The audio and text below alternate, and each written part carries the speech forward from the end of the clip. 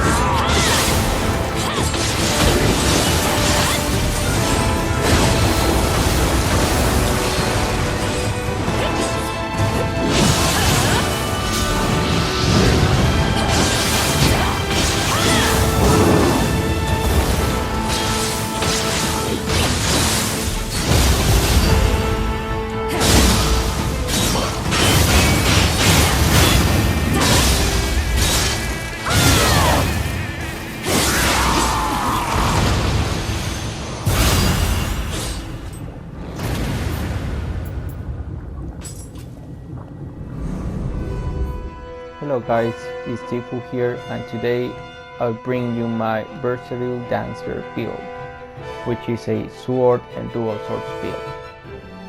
First of all, I would like to talk about the stats, since it's one of the most important things of this build. Main stats are heart, skill. The reason why is because our sword and dual swords scales from heart and skill. These help you out to increase the attack of your weapons, and as you can see, the attack of the two weapons are decent, aren't bad at all. Other stats you can go with whatever you feel more comfortable, but I went for Constitution, Courage and Magic. Constitution to have more health, since Dream of the Demon, everything hits hard. Courage for the key recovery speed, and Magic simply because Magic is good at this game, and it's for you to choose the spells that you would like to go with, since the good thing about this build is that actually you can change the spells that you want to carry. Moving along, we have our gear. For our gear we have 5 pieces Kurama, 5 pieces Bensighten. Our main weapon is sword. As you can see, I have main element purity, an attack bonus card, and anima. Anima is really important.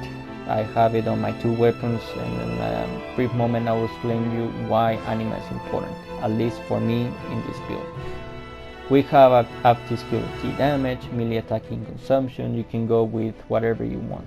As well, I have light drain melee attack, which I believe is not bad, but honestly for this it depends on you. For secondary weapon I went for the dual bloodstain cleavers. The reason why is because we have the melee damage versus 0 key enemy, 12.5%, which is something really good, and I have the same special effect on my 2 accessories. Once the enemy hits 0 key, you'll be doing really good damage. For the other special effects, the most important thing is just to have the attack bonus and the main stat. In this case would be skill or heart, doesn't matter. For ranged weapons it doesn't matter. The important thing is just to fill out the pieces for Bensighten, to have the 6 pieces, which is versatility. Versatility is really good in this game. It's one of the best graces, Bensighten, and I feel that versatility is meta in the game. If you hit 9 stack with Bensighten, you will be doing a lot of damage. With my head gear I have a star effect after skill damage, 7.8%. I want to make myself clear that this wasn't forged. It was actually a drop from Minamoto boss, something really lucky from my end. But actually you can get active skill damage star effect on all your gear by doing this method called saves coming. I honestly I don't like the idea because it's too much grind, and I'm fine with it. For chest piece, most important thing is light recovery and rune absorption, and as you can see I got the star effect melee damage. Again, this wasn't forged, this was actually dropped from the boss. Melee damage is not bad. I would like to have up the skill damage, but it is what it is. For my gauntlets, as you can see I have up the skill damage, but not in star effect. You can get half the skill damage in all your gear without having the star effect. The difference between the star effect and the regular effect, let's call it like that, is that with the star effect you have more percentage, more damage. As you can see in here I have 7.8, and in here I have 4.9. It's a difference of 3%, which makes difference honestly, but as I said, I'm not a fan of saves coming, so if you get it on every piece, that's amazing for you, but you can actually temper it if you feel that saves coming is really annoying. For our Waistguard, you can go with whatever you want. I went for auto life recovery because of the new scroll missions that you fight with wave of yokai or human waves. So every time you kill an enemy you will have that auto life recovery. You can go as well with the Waistguard that has the special effect damage taken, so you can reduce the damage taken. For shoes, I was lucky enough to forge these shoes, and I got the star effect active skill damage 7.9. You can see the percentage of the active skill, whether it is a star effect or not, may vary, but I was lucky enough to have this. Now for accessories, you can go with whatever you want. I decided to go with Kurama Soulmaster Senior Flute, and I have melee damage versus zero key enemy 19.2%, which is really good. I mean, it's a really good special effect. How do you get this? Big Sudama. I have a video on my channel explaining how to get the melee damage versus zero key enemy or any other star effect in your accessory. If you would like to watch it, go ahead and watch it. I went for elemental damage since we're using Purification Talisman, to at least to get a little bit of damage in there when we're using any talisman or amulets. And we have extended elemental weapon, so we can extend the durability of that elemental effect that you imbue to your weapon. For second accessory, we have Yasakani. Yasakani is obviously a must to have because of the set bonus requirement reduced to -1. As you can see, I have melee damage versus zero key enemy 18.6%. Really good. I suggest you to reroll that with the Bisudama. Important thing to have in here is life recovery and rhythm absorption, and the other effects is up to you. Scrolls, new item. I went for this because this works perfectly fine for my build, but if you have something better, go for it.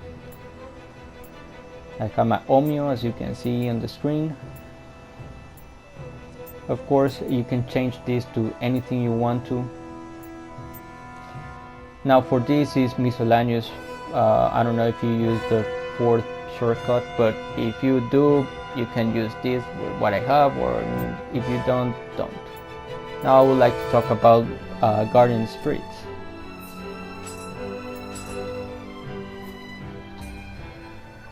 For our main Guardian Spirit is Kurama Tengu.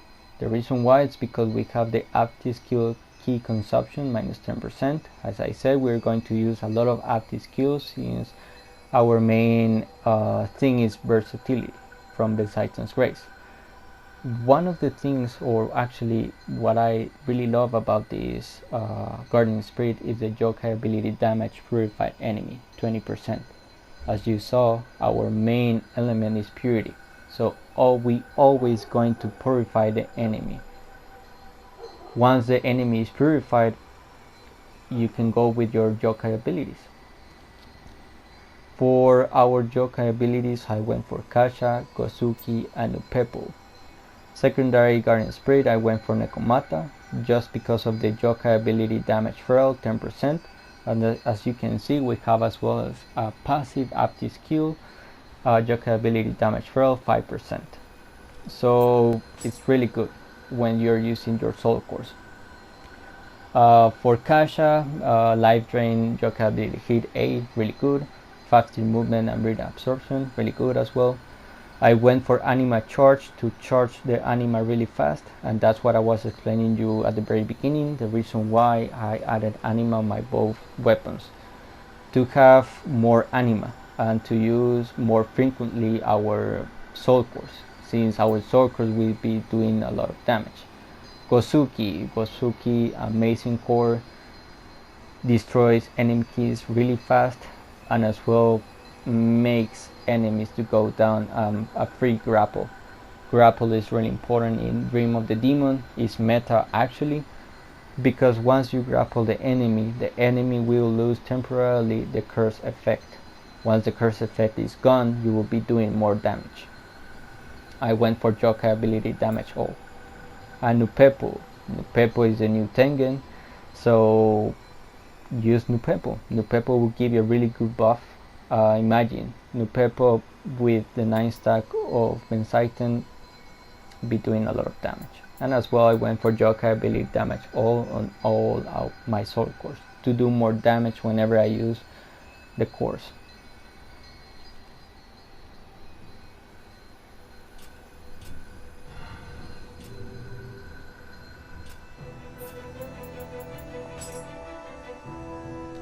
Alright guys, so that's for it. Thank you very much for tuning and watching the video.